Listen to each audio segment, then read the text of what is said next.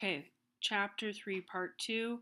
I just wanted to reiterate dry media, which is pencil, chalk, pastel, silver point. Just make sure that you understand the difference. And then we're going to get into wet media. Ink is not a painting material. It's a little confusing, and sometimes we'll say ink paintings or ink brush painting, but it is considered a wet media of drawing. Okay, a little tricky there, and there will be questions about that, so make sure you understand that. So wet media is a liquid form of ink, and ink is partly made with charcoal. It's got some other stuff in it. The Chinese and Japanese developed ink, and it's mostly done with a brush.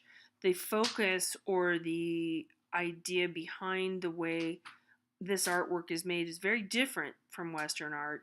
So you see these kind of washy areas that they're even slightly abstract with the rocks and the tree leaves. Then they go back in, let that dry, and go back in and do the sharp little black areas. And I think I mentioned before when we talked about line that you would use different types of brushes. That's always true pretty much with any kind of painting. But remember, we're not painting here. This is ink, which is a wet media of drawing, okay? So it's a versatile medium. It can be used in a lot of different ways, and it can be colored as well. And you'll see things that looks confusing. You think it's a watercolor, and it's actually an ink drawing because ink can be colored also. We know we have blue ballpoint pens or red, so you kind of know that. Nowadays, we mostly use it in felt tip pens. We use it in ballpoint or whatever writing utensils. But sometimes you'll see artwork made out of or using. In this case, there's some writing on here with a Sharpie. Sharpie's a fantastic tool, but in this case, what we're looking at is a postcard of the show getting prepared, and then some drawing on it. So it's kind of funny. It's sort of like this is the card for the show, and then the artist sort of draws on there, screen memory. So it's a felt tip pen on the actual postcard. That's what we're really commenting on. But it's kind of ironic where this plaster or these different molds have actual felt tip writing on them. Okay, so we're going to get into new technologies with experimental drawing media. Technology. Sometimes people are using computer-based drawing, and it's different. You probably have used something like Photoshop or Illustrator or different vector programs. So it's a really different way of making marks because it's not really on an actual surface. So there's a lot of software out there. And one thing I'm going to point out about animation, which I know a lot of art students say, I don't really want to go to animation. Really learn how to draw in the real world with a pencil and a pen so that you can go into meetings and you can draw on a piece of paper, a notebook, sketchbook, whatever, and say, here's my idea, or what is your idea? Because communicating online, if the Wi-Fi goes down or whatever, they're not going to wait till everything reboots. No one's waiting for you out in the real world for you to figure out how to do things, okay? So when you go into a meeting, and even like a graphic design meeting, if you can sketch something out really quickly on a piece of paper and not go back and look at your screen and disappear and be antisocial, it's a huge help for you, okay? Okay, so remember I said the thing about Kai Go Song. I looked it up, how to pronounce his name.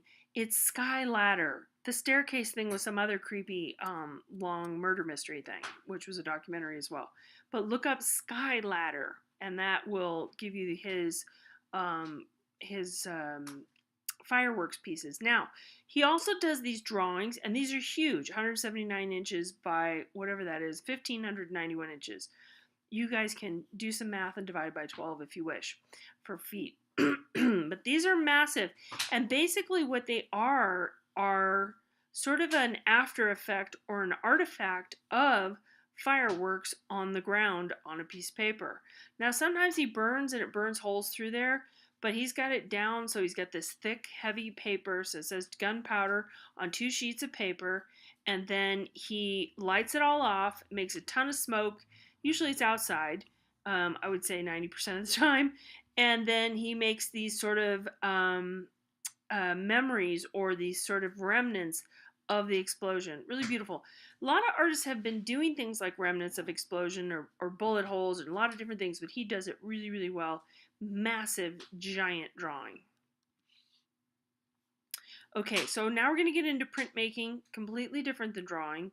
We're out of dry media and wet media, pretty much. Printmaking uses ink, but it's a sticky, thick kind of ink. It isn't what we associated with like that washy, watery ink or even ink in a pen. This is thick, thick ink that is used.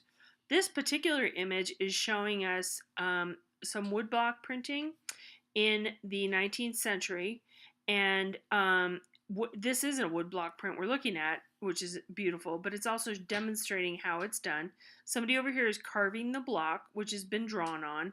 Actually, we'll go back here. She's drawing on it here, carving it here, and then they're prepping the paper, and she's probably sharpening the tools here, the carving tools. So there's a bunch of information here, and the paper's drawing up here. So there's all these different processes, and look at right here on this shelf. There are pigments, and then they get mixed with some kind of medium. So the pigment is one thing, the binder or medium is another. So it's like oil or acrylic or different things, and that is going to make the ink. All right, our different types of printmaking, and you can use a lot of different inks and different papers. Those are slightly interchangeable with these, but I won't say exactly. And then we have these different types of printmaking. Intaglio, that's how it's pronounced. It's Italian. Relief, lithography, serigraphy, and monotype. So intaglio has fine lines, a high level of detail, rich dark tones, and the way that it is done is that the drawing is the tool that is drawn. Now, it could be just, it's a piece of metal, and then they draw on that metal, and then they use those lines, and they scratch into it, okay? That means to cut into. So you're using a sharp tool, and you're drawing all these lines, okay? So the hard part, the different printmaking ways of working,